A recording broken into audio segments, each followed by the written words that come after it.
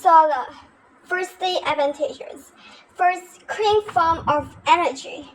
Second, infinite resources. Can be used locally, for example, on top of someone's house.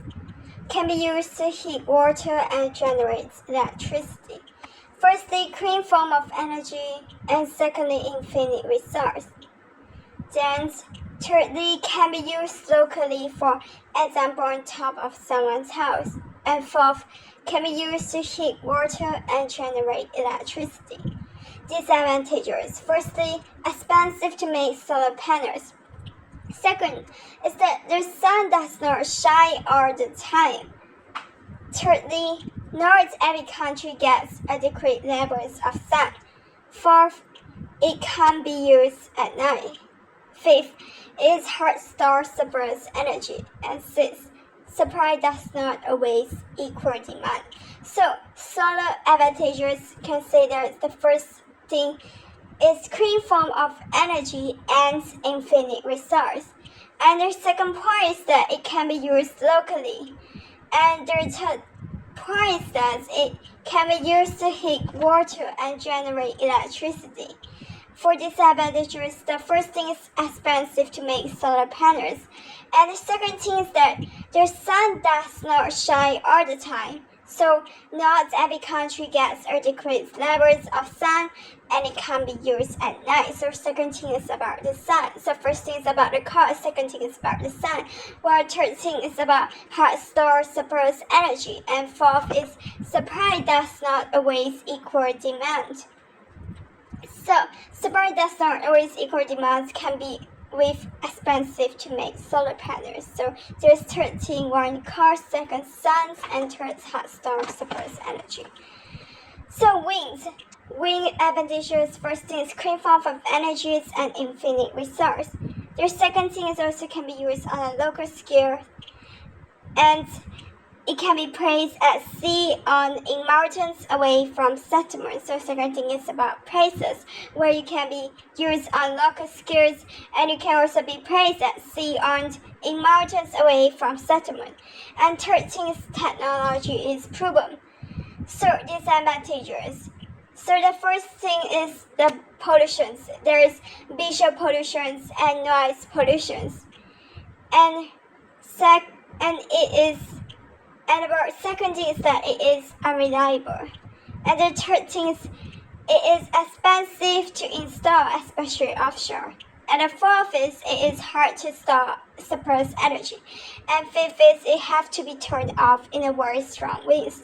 So the first thing is pollutions were visual pollutions and noise pollutions. And second thing is that it is unreliable and have to be turned off in very strong winds. And third thing is about cost. It is expensive to install, especially offshore. And fourth is it is hard to store surplus energy.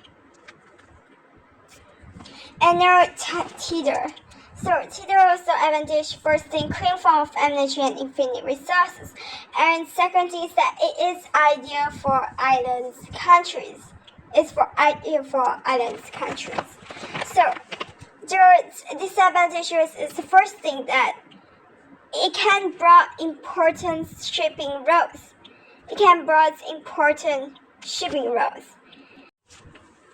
That's the first thing, and the second thing is that it may interfere with some animals, for example, sea otters and seals. And okay, so firstly, it can bring important shipping routes and interfere with some animals such as sea otters and seals. Well, the second thing is that it has limited number of sites and is not suitable for landlocked countries. And the third thing is that it's about price. It has high startup costs. And the fourth is that it may be damaged by tropical storms. So the wave advantages. So first thing again is clean form of energy and infinite resources. And the second thing is that it is ideal for islands countries. So tidal and wave have the same advantage. Ideal for the island countries. And now for disadvantage, the first thing is that it can block shipping routes and interfere with animals. And the second thing is that it's not suitable for landlocked countries.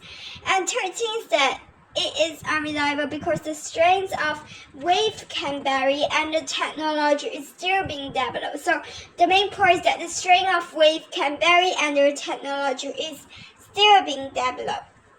And lastly is that it may be damaged by tropical storms. So the first thing is that it can block shipping routes and interfere with animals. And the second thing is that about landlocked countries where it's not suitable. And the third thing is that the strength of wave can vary as the technology is still being developed. And now the fourth is that it may be damaged by tropical storms.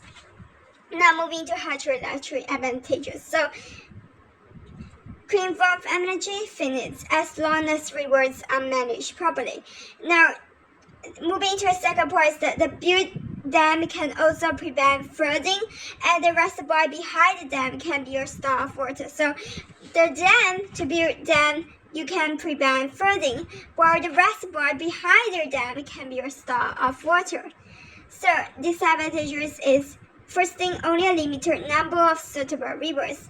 And the second thing is that it can hamper navigations up and down river. And the third thing is about settlements, where reservoirs may force to resettlements, migration patterns of animals may be disrupted. And the fourth is that dams reduce the depositions of alluvions downstream, and dams can flood large areas of land. So first thing is only a limited number of suitable rivers, and the second thing is that it can hamper navigations up and down the river. And third thing is that reservoirs may force to resettlements and migration patterns of animals may be disrupted. And fourth is that dams reduce the depositions of alluvions downstream, and dams can flood large areas of land. So, now biofuels. Biofuels is a renewable form of energy, as long as people plant crops. This first thing, and second thing is that it's cheap and the resources can be grown locally. So, the disadvantage is first thing, it can still release greenhouse gases, and the second thing is that areas can be deforested to grow crops for energy generations. And if crops are used for energy productions, it can lead to an increase in food prices. So areas can be deforested to grow crops for energy generations. And if crops are used for energy productions, it can lead to an increase in food prices. So geothermal.